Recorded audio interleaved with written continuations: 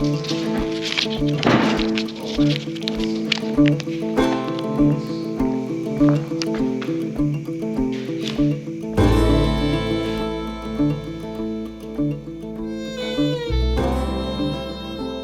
right, we're back.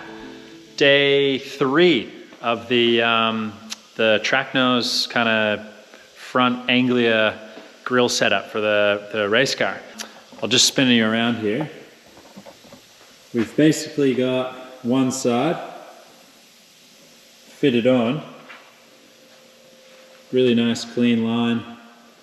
Still has the really nice shape that kind of bubbles out here, so it should look really cool when we get the other side on. I went a bit excessive with the Clecos, but I just wanted to see how it was going to fit along that edge, so it fit really well. So over here, I got our second piece. So this is going to be for this side. And I'm just going to go over to the brake now, get our edge started, start shrinking. And the one tricky thing that's going to be with this one is I don't have a wire buck for this side. I should have probably, but I just decided maybe let's try and challenge myself and do it without the wire buck and see how close we can match it. So at least I have one for the other side to reference, but you know, probably would have been easier to make a wire buck, but I'm gonna give it the red hot crack and see how we go.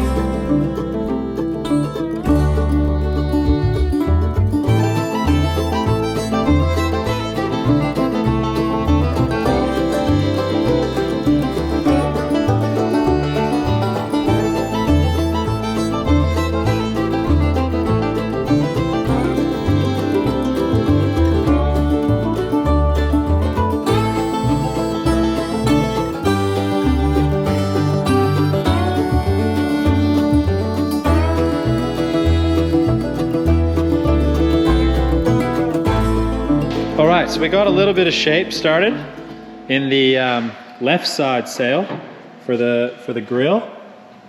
Just a bit of wheeling, got it done. Shape this way as well. Because I don't have a wire buck to check the shape, all I did was actually utilize the base of this, cut it out with a piece of cardboard, and then had it as a reference point, and it's starting to actually take a bit of shape. So I'm going to start to get over to the Sosa hammer and utilize this area and get this shrunk right in. So let's get started.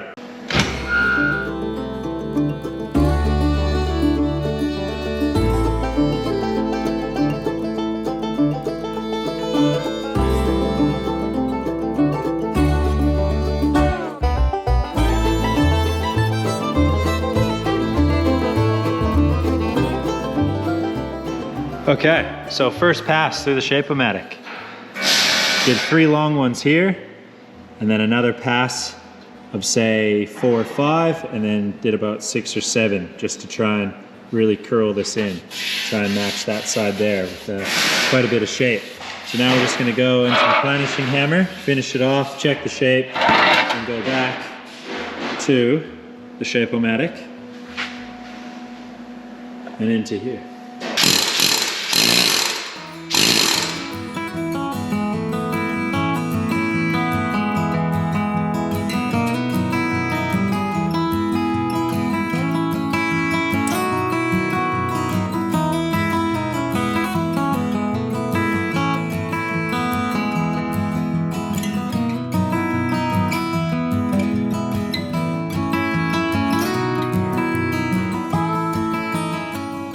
So we got this one fixed on the side of the grill, and one thing I did was I actually laid some tape down here and flipped it and put it onto this side, and I've just taped it down and I've just put a little mark down there, and this just is giving me basically an idea of where this one's got to sit.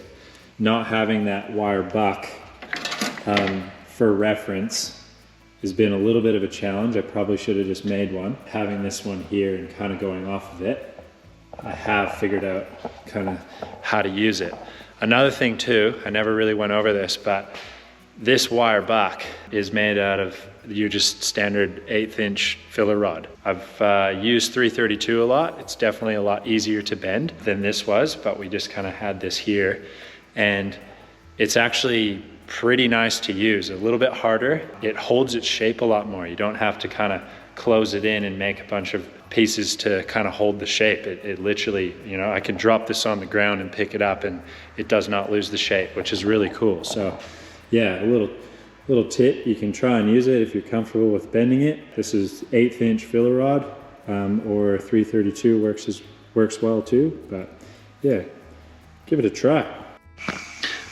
So on this side here, you can see down on this, it actually does have a little bit of shrink that we had to put into it. So for the other side, I've just got my shrinks in here. I've done a couple passes on the Shape-O-Matic. And then now I'm gonna take this, slide it straight in and work this area here. And then I'll end up trimming along this black line. Take that off, and then we'll try and fit this a little bit better to this side.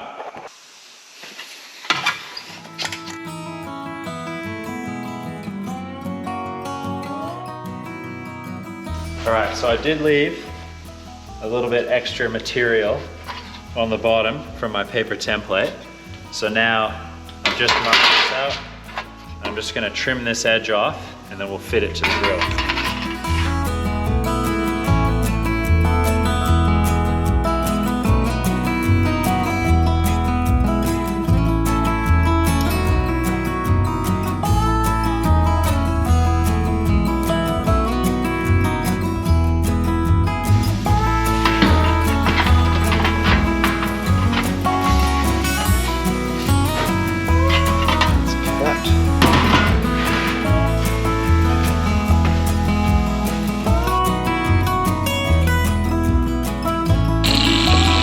Just trimmed a little section in here flush with the bend or the break in the side of this grill so that area will fit directly inside. So I just got to trim it a little bit more to get this flush.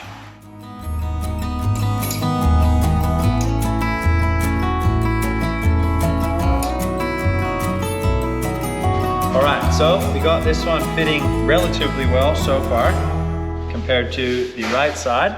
I just did a little bit more shrinking here. And we're gonna form this in and then I'll tip this edge and get it to fit the exact same as the other side, with hopes it will.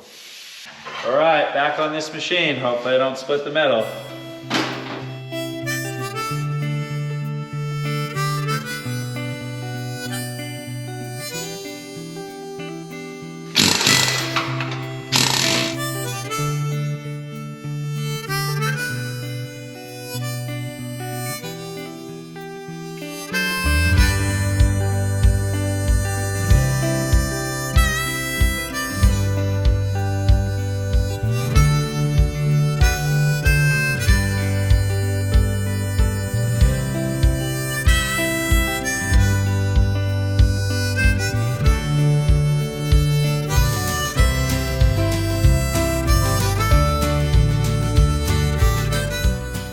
Okay, so I think we've managed to get enough shape in this panel to match the other side. It does fit the grill quite well. So what we're gonna do now is just, got the tipping dies in the bead roller. We're just gonna tip this edge and then we'll start fitting it to the actual profile of the grill.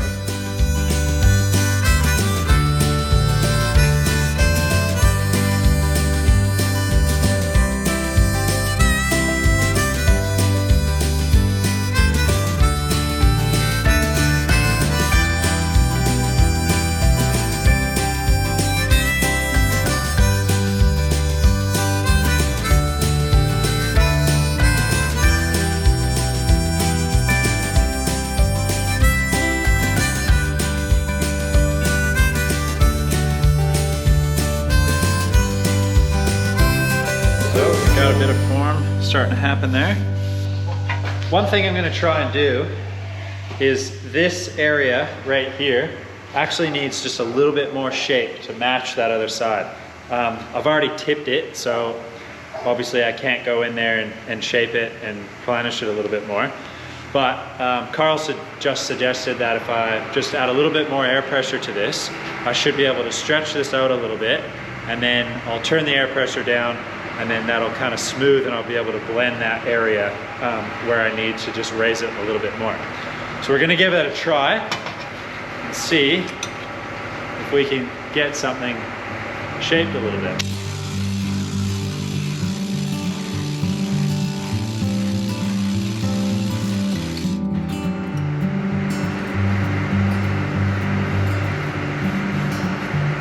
I'm just gonna turn it up just a little bit more.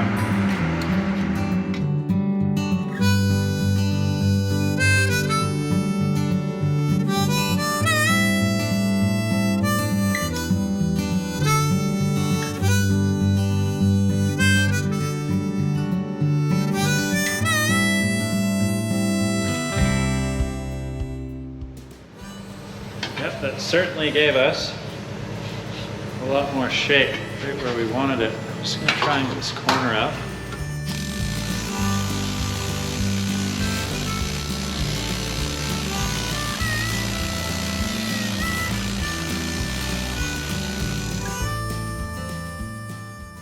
So, we've got the panels situated, fitting really well. It fits really nice along this area here, and what I'm going to do is I've already scribed it, so I'm going to pull this off.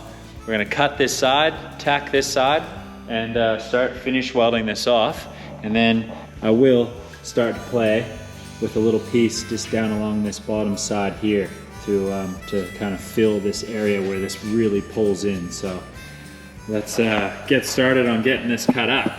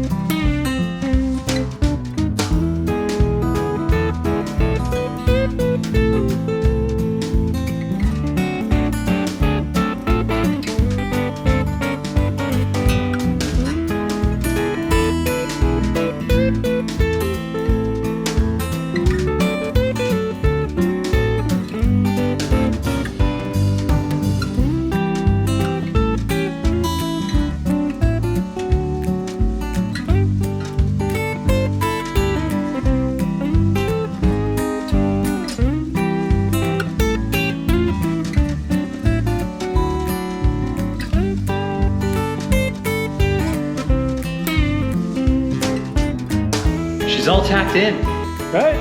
It's pretty cool. Basically, just like I envisioned it, sort of. Probably better, to be honest.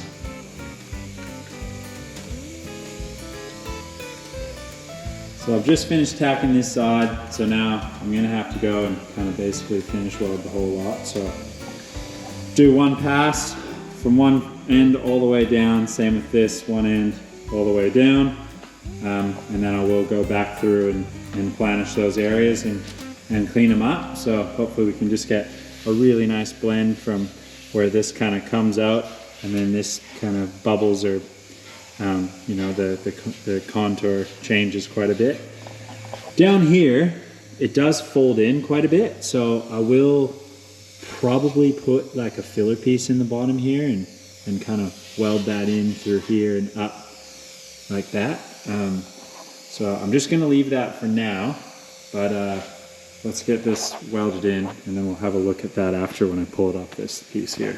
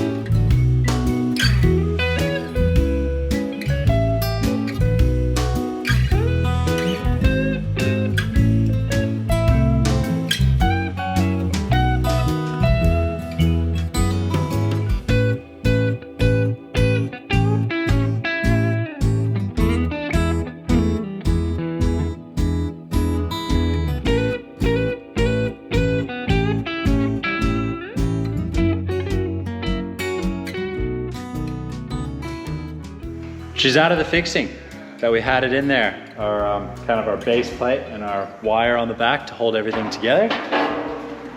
It's free. It's fully welded all the way across. And I've just kind of gone through with the hammer and dolly and just tried to, you know, clean these areas up just a little bit before we start to planish it. A little bit right there actually I still need to put a bit of attention to and just try and get that up this way. But basically she's fully welded in and actually starting to take some shape. I think it looks really, really cool.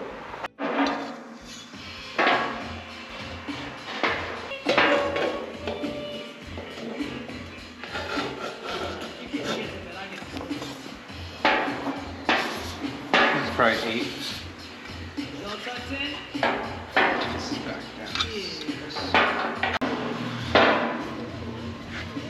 So right now I'm just marking out the radiuses that we've got here because we're going to change the die for the proper radius to help smooth it all out. So we've got a 3-inch radius up here. So we're going to use a 3-inch radius lower anvil on the planishing hammer, and then all of this seems to be about a 2-inch radius. So because we've got a little bit of flat spots and a little bit of, you know, work here, we're going to use a 2-inch die on the lower anvil and smooth all that out, and it should uniform, you know, make it all uniform. That's what I'm trying to say.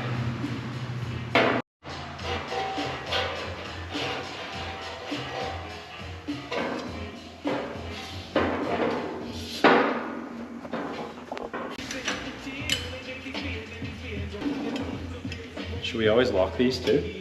You probably don't have to. But you just gotta watch, make sure that it's not like backing off. Okay.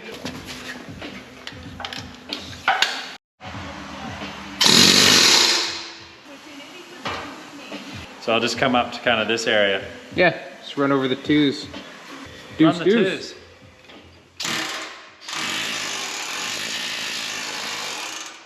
Keep going. Okay.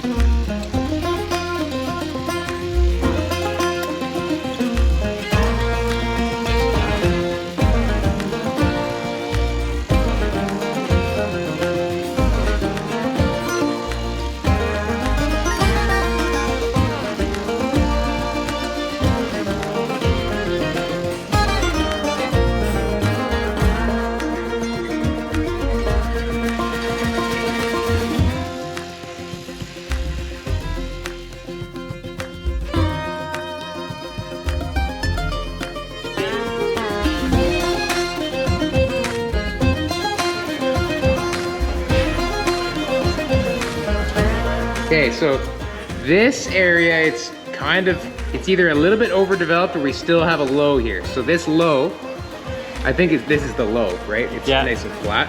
Let's just quickly check it with the radius gauge.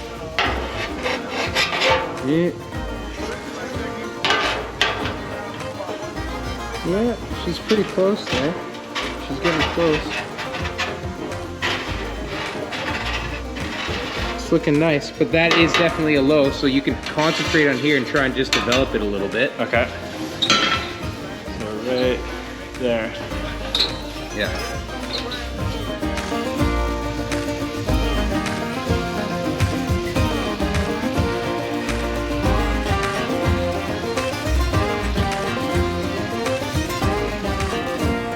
That happened very fast, didn't it? Didn't it? I think we're A bit too much pressure? a little bit too much, but that's okay. Yeah, That brought it right up. yeah, that's cool.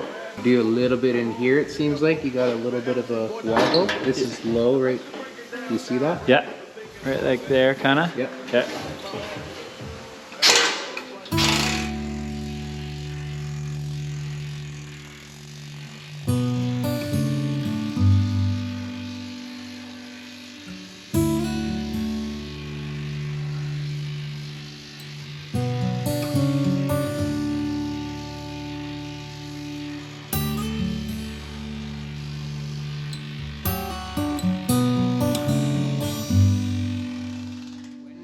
when you've got a little bit extra pressure to stretch, just try and only work that spot. Oh, don't move it. If you come over here to a spot that's already pretty good, it's gonna keep stretching that. So we just kind of like stretch that little area and then we'll turn it down. Right. And then go over the whole thing to smooth it again. But it's pretty good. It might be a little bit high there, right? It could be Or a maybe little a bit low. Yeah. Well, we might have to hit the shrinking disc a little bit, but yeah. this all did come up pretty nice. So we got a little bit of overdevelopment here. If Jordan looks straight down there, you'll be able to kind of see it. Where this is nice and shallow, it's got a little bit more shallow of a curve, and this has just been a little bit much. We're trying to hammer these weld seams, you know, onto the same plane. So there's just a little bit much here, but it's not a big deal. We're just gonna do this. This is a bit of Sharpie. This is Racheline's Pro Shaper's shrinking disc. Paired with a planching hammer is just amazing. So what we're gonna do is do this. It ends up being like machinist die, Dicom or whatever, but it also will lubricate the disc a little bit to make sure that that stainless doesn't gall. So we're gonna hit this. It's just gonna sink that right down again, shrink it right down, and then we can go back to the planching hammer and smooth it out again. That's it. That's all there is to it. You're gonna need some water though.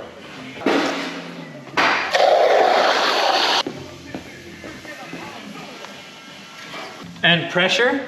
Not much pressure. You're just gonna roll over that, kind of like that, a little bit, and then you're gonna be able to tell whether or not it's hot enough by this steaming. Okay.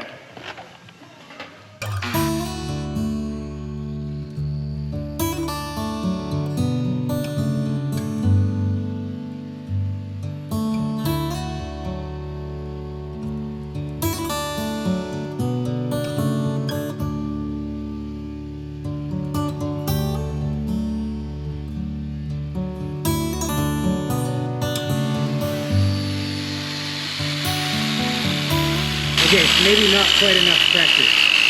You can go a little bit harder, try and hold it flat. Like try and get the flat, yeah. Instead of the edge, instead of using the edge, hold it flat.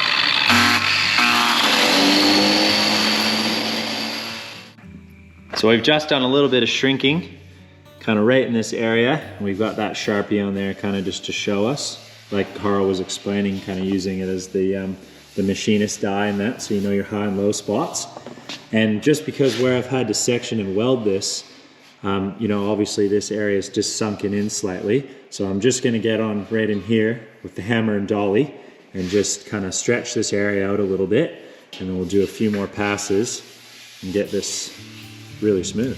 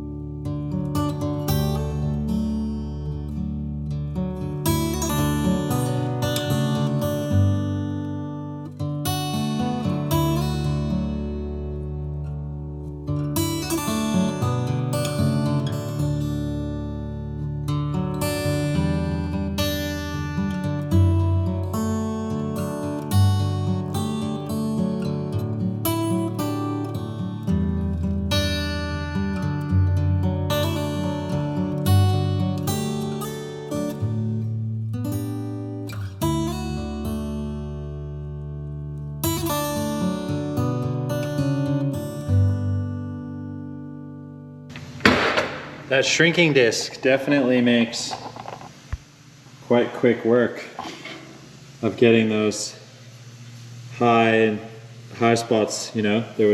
I think I kind of overworked this area with the planishing hammer. And basically, you know, created that bubble that needed to kind of come down. And the shrinking disc, yeah, it's crazy. Like I've never really used one a whole lot. And it just makes such a big difference. So once I clean this up, I think it'll be easier to see in the camera.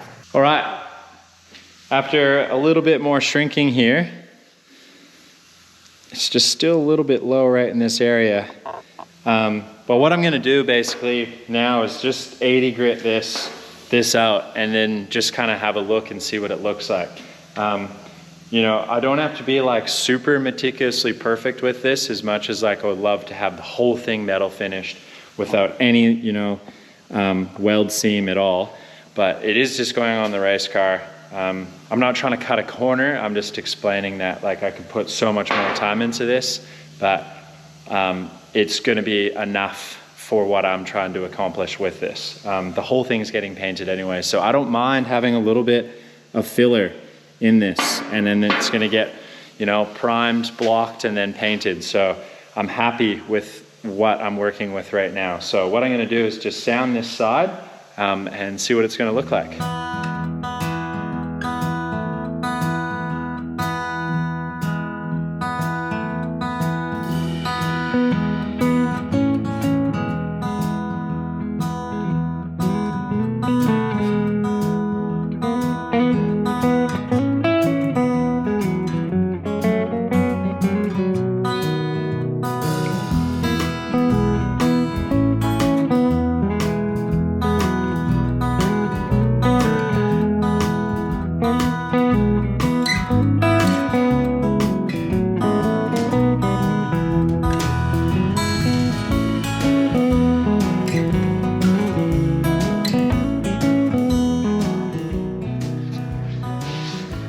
Boom. Look at that. Well, one side is basically finished. The other side is not. I kind of wanted to show, you know, a 90% finished side versus a side that obviously needs to be, you know, planished still, sanded, and worked a little bit. But basically, that's kind of what I envisioned. And, you know, with an immense amount of help that Karl, as much as, and knowledge that he kind of showed me along the way, it was so fun being able to, you know, cut this up, put it in my suitcase, and literally fly from Australia here, re-weld it and structure it to, you know, what we've kind of made it. So, you know, this is going to be the leading part of the race car, and, you know, I think it's just such a special piece to be able to come over and do it with one of my best mates. So I'm really happy with the way it turned out. I cannot wait to get this back and get it on the front of the car and, you know, start to build the rest of the body behind it. So it'll be an interesting one getting it back. We'll see what happens there, but, you know, hopefully get it there safe and sound. I just want to, you know, big shout out to Karl at Make It Custom for, you know, allowing me to come into his workshop and make a ton of noise and use all of his tools and that. Absolutely just super stoked on that. That is a wrap. So the next time I'll see you guys is back in Australia, and we'll be back on the race car, and we'll be, you know, time crunch. We got 2 months to get this thing done before the race. So yeah, make sure you guys like and subscribe. It means a ton. All the comments, all the positive feedback that we've been getting so far, you know, it actually really makes this super exciting to do, and have such a positive following behind it. So really appreciate you guys. We'll see you on the next Bennetts Customs.